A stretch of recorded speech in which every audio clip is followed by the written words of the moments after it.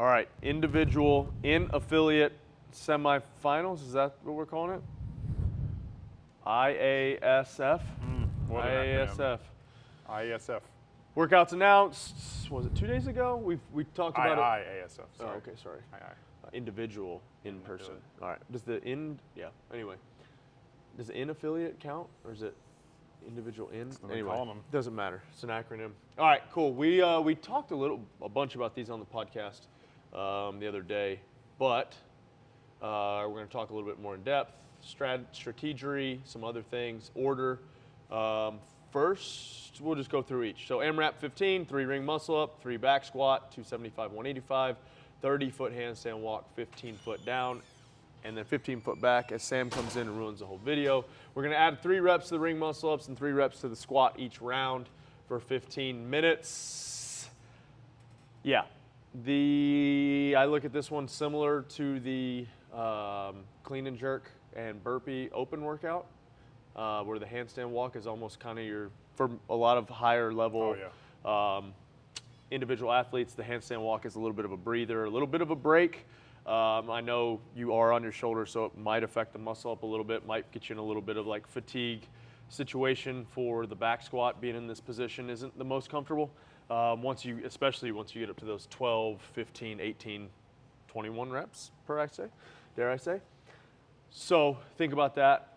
Maybe attack that handstand walk and, get it knocked out, but also, don't smash yourself on it at the same time. Yeah. What Rich said, this one's mainly gonna be limited by shoulder fatigue more than likely. You gotta remember these are first, so if you think a really good score is gonna be like through the 18 ring muscle ups into these back squats, maybe people get in the 21s. If you get through the 21s, get through the 18s at 63 reps. So all the way through the 18s in 15 minutes. If you think I want to do 5 rounds of 10, 10, and 30 feet, how long will that take you? If you can do 5 rounds of 10, 10, and 30 feet in 15 minutes, that's really fast. So, like you said, shoulder fatigue big here. I think you almost got to gut out more of the back squats. Then you got to think about where do I break here before I blow up, because you can just hop back on the rings quickly. Even though your shoulder's getting fatigued here, you can shake out right after going that handstand walk. Obviously, try to set up with a advantageous setup where rings and back squat, I think your rings have to be 5 feet from your back squat, double check the standards. And then the handstand walk, 15 feet out and back. Like he said, it's only 15 feet, you kind of have to break that, so shoulders aren't gonna get completely blown up just from 15 feet if you're going for these for a great score. But yeah, hopefully shooting through at least in the 15s if you're super elite in the 18s. Gut these, stay on these through the 6s, and then maybe 9s start breaking, and you can get pretty far with breaks in that. Quick breaks. All right, event 2. This is going to be a toss-up for a lot of people.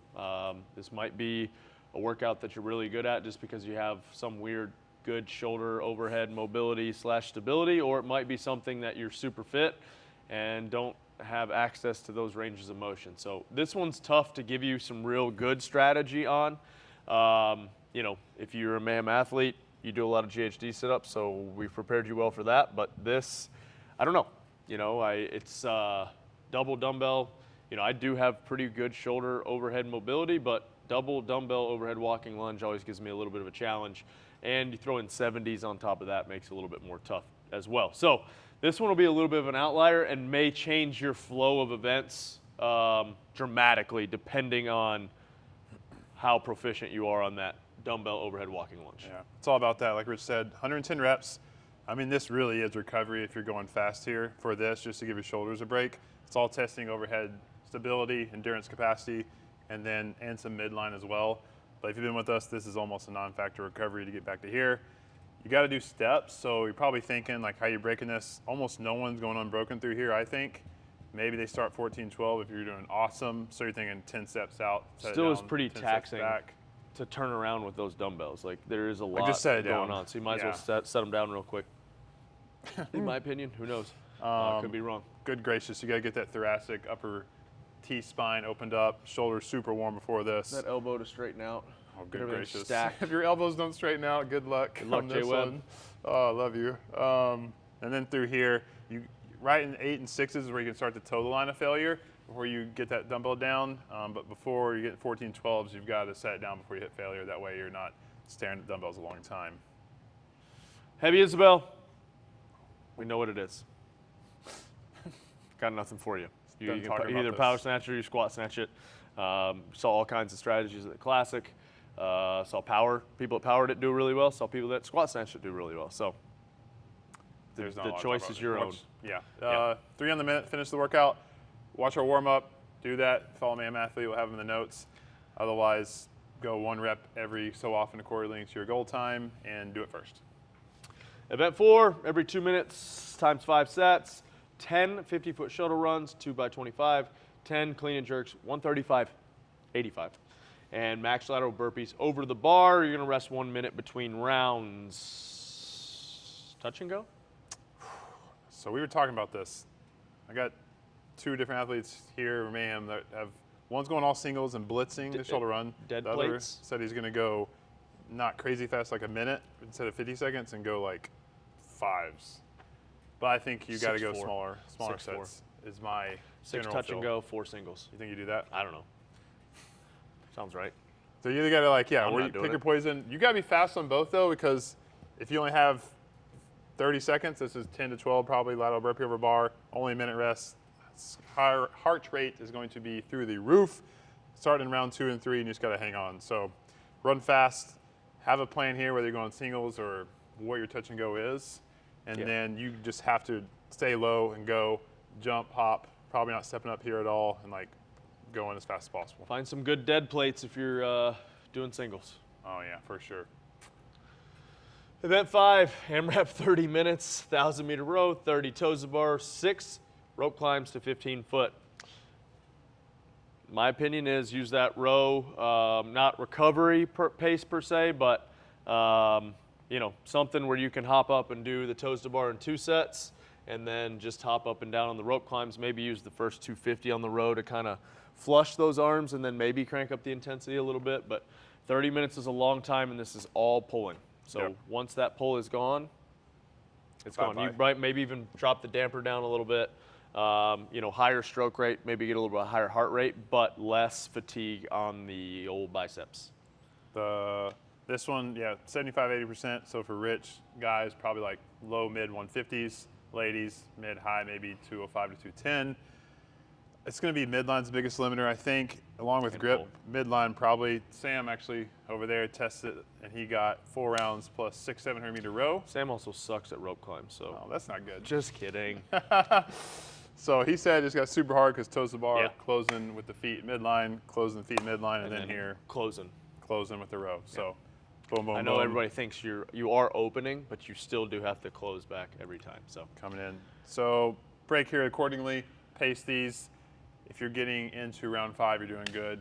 If someone finishes round 5, they're probably getting close to winning the workout. cool. All right, order.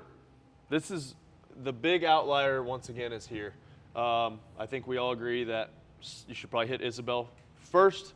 I also, we've got 3, 2, 1, 4, 5. I almost like this one in here, maybe as the second workout you do, because it does not affect anything else as much, I don't think. You're not going to be super sore from this workout. Your heart rate's going to be 1,000,000, but you're not going to get super sore. This one, the lunge, if you're lunging fast, it could make you sore. It is a heavy-ish lunge. There's not a ton of volume on it. It just depends, once again, how taxing, or for Angelo's term that he stole from JR, how expensive the overhead walking lunge is for you. That's going to kind of be the determining factor. These 2 workouts I feel like are going to have the most impact on your legs, and this is going to have the most impact on your grip. These 2 are just kind of there. There's not a ton of eccentric unless you're doing clean and jerks, touch and go, but there's still not a ton of eccentric as far as loading, muscle breakdown, those types of things. This is just high heart rate. Maybe your chest gets a little bit sore, but I don't feel like you're doing enough burpees to really mess you up that bad. This one might affect this one a touch, but I don't see it doing that much, especially if you're doing them on different days. Now, if you're doing them on back-to-back or the same day, then yeah, maybe a little bit. Yeah, I covered most of it. Your anchors are probably here first, obviously. Here maybe last. Good chance, like Saturday, maybe Sunday if you want to push it alone. And then you can play with the order Rich said in here. This is just going to be so intense. You got to play with, will this affect here? Or if you're like, no, I'll be fine. I'm going to save this the next day. Where's my shoulder position here versus this one? Is my legs really weak? I need to get this one out of the way. And the only other thing, like we said, is this one more leg fatigue for you or shoulder fatigue? If this is big shoulder fatigue, don't do this one on the same day. This one. If this is big leg fatigue, do this one after, or this one like Rich said, and then save this one for the next day. So Isabelle, how that affects you will determine which of these you'll do first, and then anchor that one last and go accordingly. Hopefully not alone, but if you are alone, we're kind of there with you in spirit. Not at all. Good luck. Good luck. All right, that's it. Good luck. Let us know how it goes.